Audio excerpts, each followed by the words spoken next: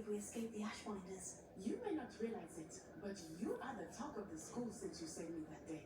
I wonder how everyone knows about it. I told my mother in the hope that she would be more forgiving of what I had been up to if it came from me.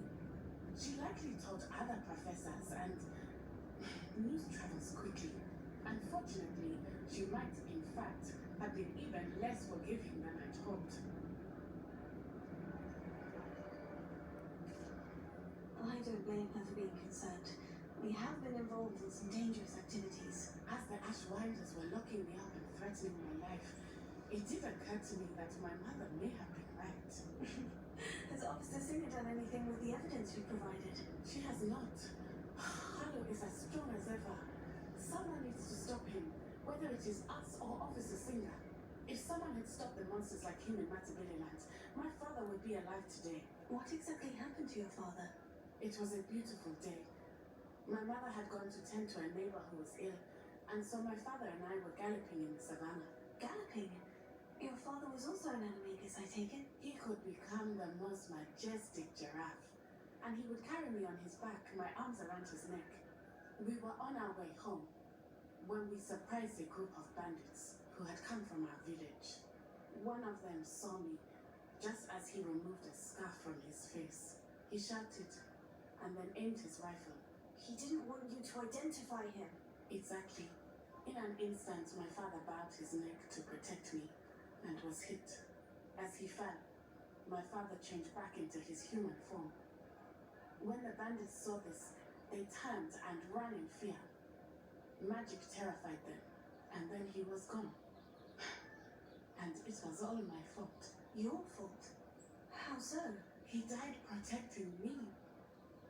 If I had been capable of protecting myself, he would still be alive today. My mother and I tried to go on without him, but it became too much for us there. A few years later, we left to come to Scotland.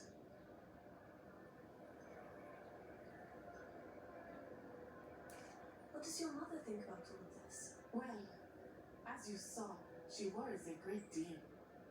She is an excellent seer, but I think it bothers her to this day that she did not see my father's death coming. She misses him, as do I.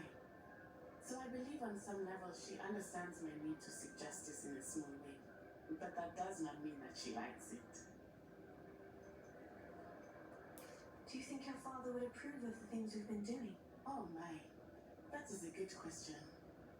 In theory, yes, although he would worry as my mother does. But I think he, of all people, would understand my persistence. My father never shied away from a fight for good, no matter how ruthless the foe. And I think he would have enjoyed knowing that I had a compatriot like you.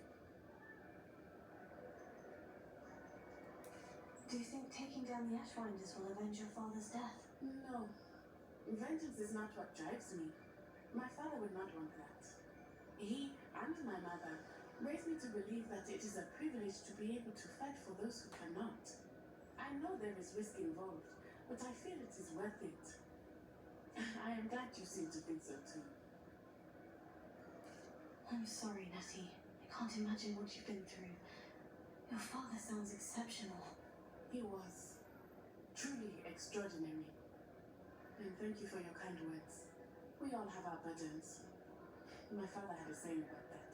Yes, I remember. Rain does not fall on one roof alone. Exactly. Soon you and I will put an end to the Ashwinders, beginning with Harlow.